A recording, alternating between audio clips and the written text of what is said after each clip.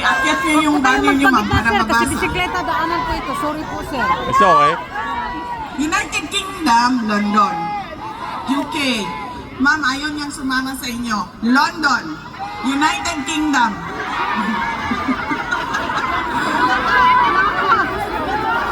Switzerland.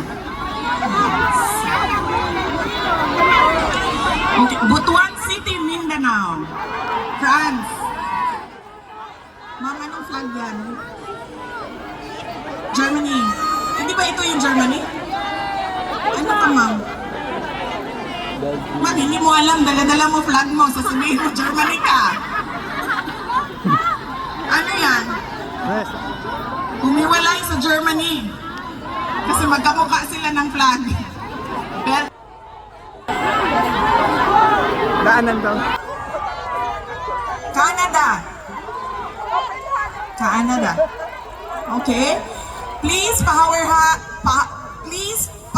hugs VP Inday Sara pabalik naman ng Canada. Yes ma'am, mamaya meron po tayong 1 by 1 dito ma'am. Sundin lang po natin yung instructions ng ating mga volunteers para mabilis at ma-accommodate natin lahat. Happy birthday to our future President VP Inday Sara. We love you and we pray for you. Sara Natix. Maraming salamat.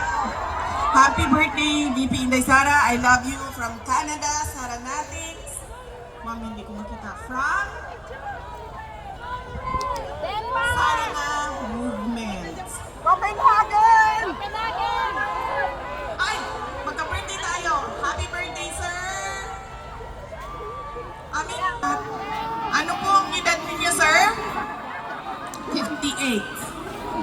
Okay. Ako po ay 32. Thank you. Magkalayo po ang edad namin ni sir, pero pareho kami ng birthday. Yan.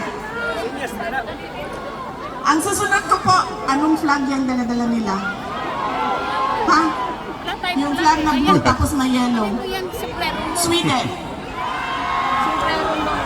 Di ba, sa susunod na balik ko, sana hindi na naman nababalik ako dahil nauwi na natin si Pangulong Rodrigo Duterte.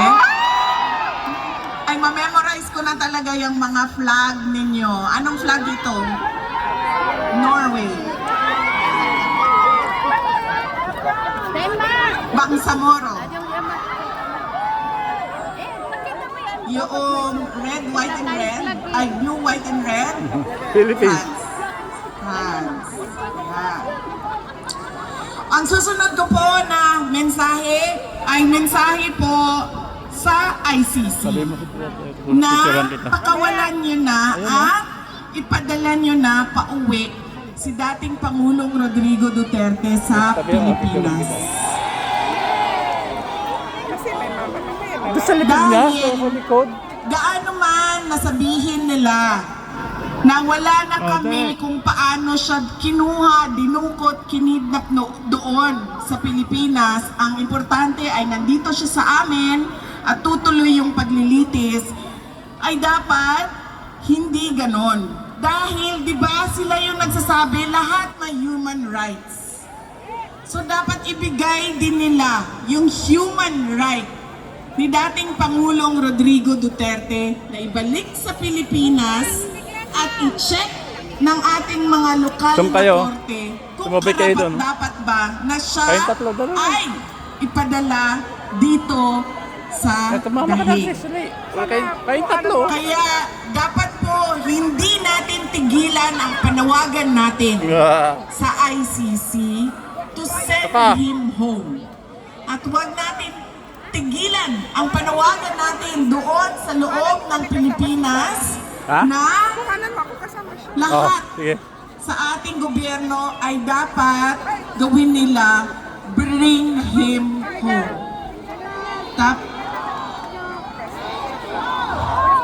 Bring him home. Bring him home. Bring him home. Hindi po dapat ipikit ng korte ang kanilang mga mata na sila ay walang jurisdiction sa kaso.